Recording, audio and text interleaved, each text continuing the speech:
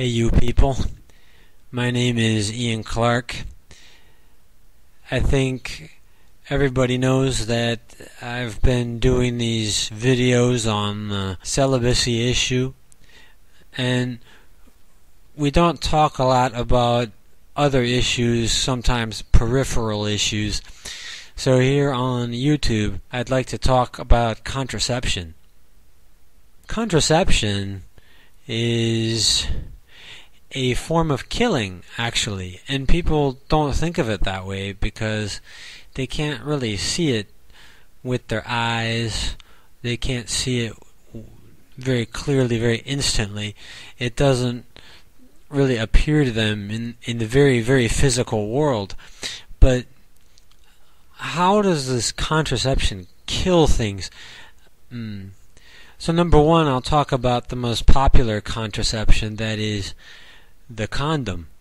Now the condom is made with several compounds which are listed as toxic by the FDA, and condoms all contain at least a couple different things that we would call carcinogens or cancer-causing chemicals.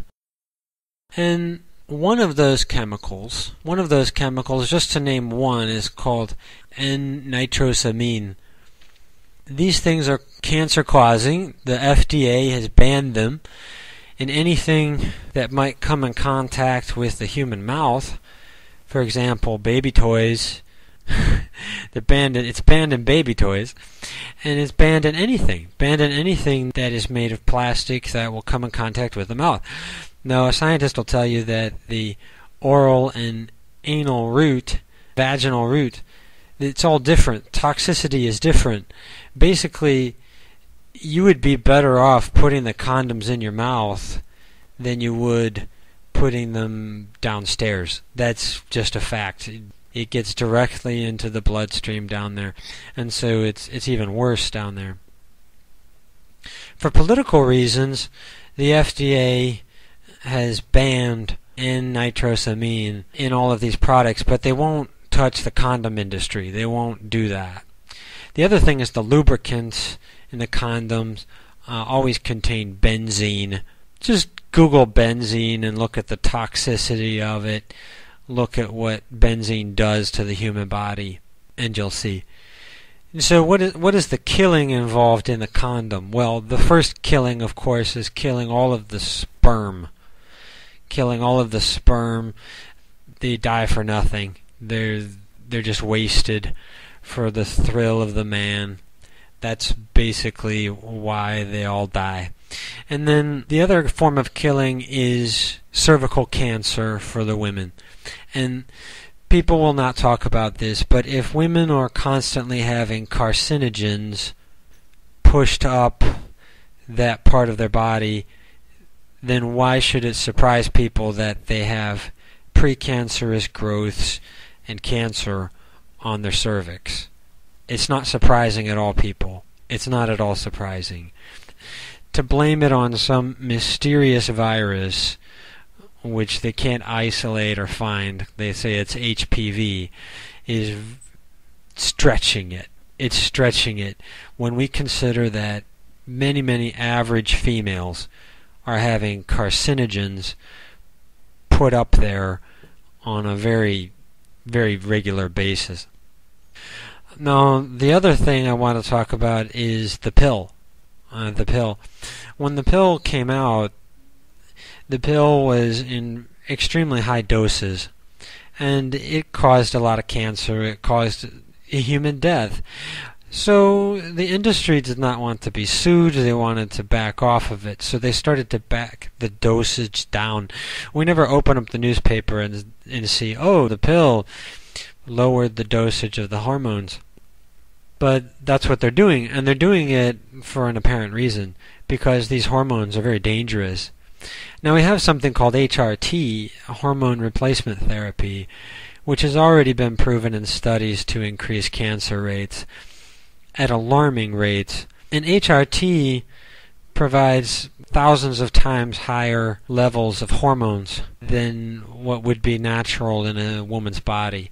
So they ban some of the dosages, some of the things related to HRT. They regulate HRT, but they don't touch the pill. And the pill is not many thousands times higher than the natural level. It's tens of thousands times higher. And they are the very same substances. They're two synthetic hormones. They are the very same substances used for HRT. Well, a lot of HRT. The other HRT is using pregnant male urine, which I don't recommend either. That is also killing a lot of animals. I don't know if the pregnant male urine is being used commonly in the pill. But if you ever see PMU, stay away from it, because you are being very, very cruel to animals by buying that product and are responsible for slaughter of many horses just to make you feel better. It doesn't make a lot of sense to me. Now, the pill has been lowered in dosage, and that even that so-called low dosage is very, very high. The low dosage is not enough to ensure that the contraceptive effect is always there. So you actually have many women having abortions in their bodies. They don't know it. They just feel bad and then they bleed very heavily. And they don't know that actually their pill did not completely work. And that what they had in that very crampy period and that very heavy, very bloody period was actually an abortion of a human being. That is killing, my friends, and that is happening a lot. That's happening a lot. Now, the other form of killing in using the pill, of course, is the sperm, the wasted and very brilliant, very intense, very precious seed of the male. And there you have it. That's what's happening with contraception. We're basically using the pill.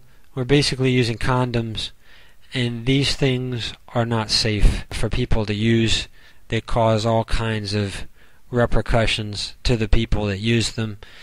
They are, I will dare to say, they are an affront to human dignity. It's against human dignity to use a very silly-looking thing, odd thing, a stinky thing. I mean, when you open up the package, you can smell the chemicals. It is an affront to your dignity to use this condom, this so-called condom, and it's just a rubber. It's a piece of rubber, and with the chemicals that go into making rubber, I just wouldn't think any woman should want that put into her body. And so I know nobody's talking about this. This is the first contraception video on YouTube. I hope that the information I've provided today is interesting. There will be links provided in the section on the right-hand side, and I hope people follow them and educate yourself that safe sex is a myth. There is no safe sex, not emotionally, not physically. And watch out for contraception. Contraception is bad news. Thank you, everybody. Bye-bye.